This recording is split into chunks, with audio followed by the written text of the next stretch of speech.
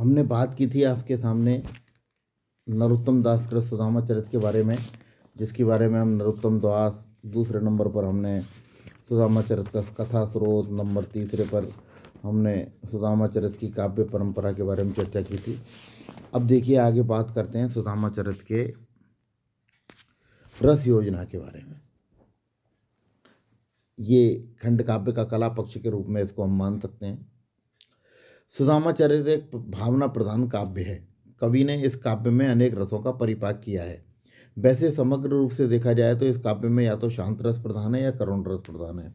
आरंभ में सुदामा की दारिद्रता का वर्णन किया गया है जो करुणाजनक है, और कवि ने उनकी दरिद्रता का जो वर्णन किया है वह पाठक के सहृदय को छूने वाला है। सुदामा की पत्नी अपनी गरीबी का चित्रण करती है कि उसे भरपेट खाना भी नहीं मिलता है। पत्नी सुदामा को कृष्ण के पास भेजने का हठ करती है, पर सुदामा आत्मसम्मान के आड़े आ जाते हैं, क्योंकि मैत्री में तो बराबरी का भाव होता है। जब वे वैभव के प्रति अपनी विरक्ति का भाव प्रकट करते हैं तब शांत रस की धारा बहती है।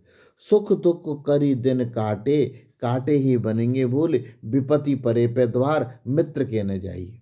बोला दुख को सुख को जितने भी दिन है वो काटने पर ही कटेंगे, को काटे ही बनेंगे भूल, और भूलते जाएंगे तो कटते जाएंगे वो। और विपत्ति के द्वार पर, बोला विपत्ति के द्वार पर, मित्र के द्वार पर कभी नहीं जाना चाहिए। अगर विपत्ति पड़े, संकट पड़े तो मित्र के द्वार पर नहीं जाना चाहिए। कवि ने सुदामा को आत्मसम्मानी व्यक्तित्व का बड़ा गरिमापूर्ण वर्णन किया है। पत्नी की हट के कारण सुदामा कृष्ण से मिलने तो चले जाते हैं, द्वारका की वैभवपूर्ण दशा को देखकर चकित हो जाते हैं। वहाँ अद्भुत रस का परिपांजन हुआ है। कृष्ण और सुदामा के मिलने पर करुण रस की धारा बही है। सुदामा की दशा देखकर कृष्ण की जो हालत है वह पाठक विगलित कर देती है। एक छंद में कवि ने जैसे पूरा ही करुणा उड़ेल दी है। सुदामा के पैरों का पानी के बजाय नेत्रों के आंसुओं के धोने का प्रसंग अत्यंत कारुणिक पड़ा है। ऐसे स्थल साहित्य में भरे पड़े हैं जो कवियों ने सृजित कर दिए हैं। एक छंद में नरोत्तम दास कवि कौशल को भूल जाते हैं। देखिए कितना सुंदर मार्मिक वर्णन किया गया है। अगर आप उसे सुनेंगे लयबद्ध होकर तो काफ़ी आनंद की अनुभूति होगी रस में कि स्थिति है। देखिए क्या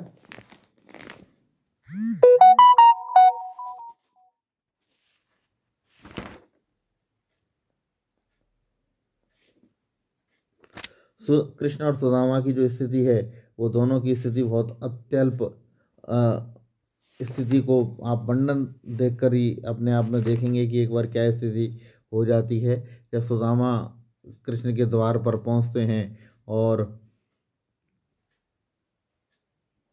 द्वारपाल श्री कृष्ण को आकर बताता है कि उनका कोई एक ब्राह्मण सुदामा पांडे नाम का एक ब्राह्मण आया हुआ है। तो वो स्थिति अलग उनकी हो जाती है। और देखिए उसमें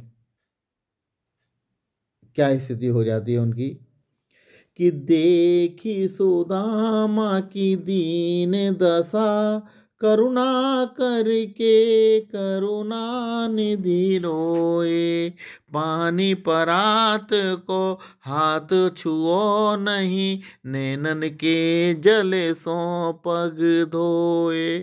ये जितना मार्मिक वर्णन नरोत्तम दास ने किया है वो वर्णन कहीं भी देखने को नहीं मिलता है। और ऐसी स्थिति में कि सुदामा और एक गरीब ब्राह्मण राजा के पास पहुंचा है और राजा उसका स्वागत कर रहे हैं, पानी को परात का हाथ ही नहीं लगा रहे हैं और अपने नैनन के चलते ही पगों को धोते हैं। तो ऐसी स्थिति सुदामा के साथ जो है वो देखें।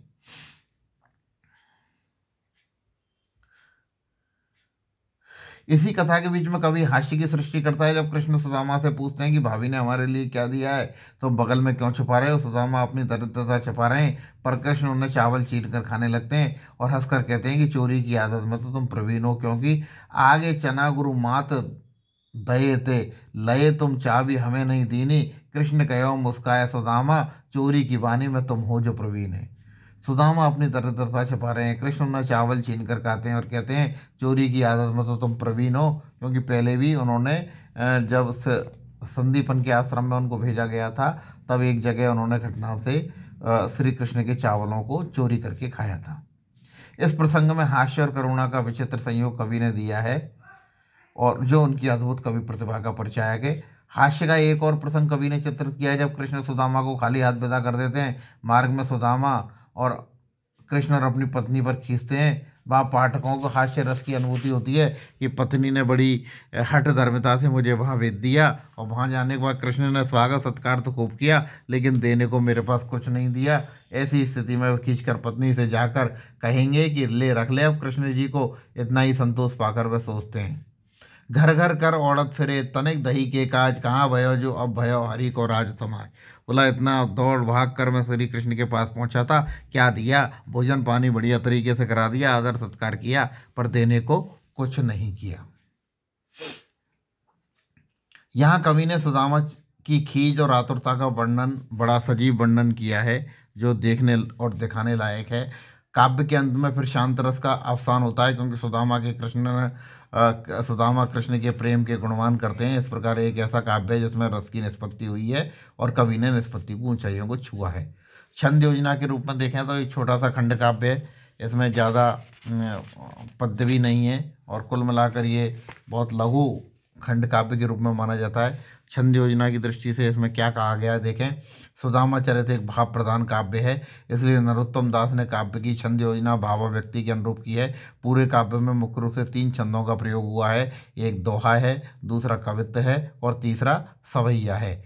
कवित्व और सवैया में नरोत्तम दास ने मालती आदि छंदों का भी प्रयोग किया है। एक आध स्थल पर उन्होंने कुंडलीय छंद को भी भावाव्यक्ति दी है। नरोत्तम दास भाव के अनुसार इन तीनों ही छंदों के प्रयोग में बड़ी कुशलता के साथ करते हैं। भाव परिवर्तन के साथ ही वह छंद को भी बदलते रहते हैं। कृष्ण सुदामा से उपास करते हैं। उस छंद में देखिए, कुछ भाभी हमको दियो तुम काहे न देत, चापी पोटरी की कांख में रहे कहो के ही हेत। और इसके तुरंत बाद मजाक में आगे बढ़ जाते तो कवि सवैया छंद में आगे की बात करता है। इस काव्य की छंद योजना की सबसे बड़ी विशेषता यह है कि कवि ने बिना किसी दोष के छंद योजना का निर्वाह किया है। कहीं एक मात्रा या एक वर्ण का व्यतिक्रय देखने को नहीं मिलता है, जिसका परिणाम यह हुआ है कि पूरे काव्य में छंद का एक स्वाभाविक प्रवाह और गति प्रदान करता है। पाठक को इस समय पढ़ते समय लगता है जैसे भावधारा में बह रहा है। इसका कारण यही है कि कवि ने छंदों का बड़ा साधु और निर्दोष प्रयोग किया है। इससे स्पष्ट होता है कि नरोत्तम दास को काव्य शास्त्र का अच्छा ज्ञान था और वह छंदों में भी सिद्धहस्त थे।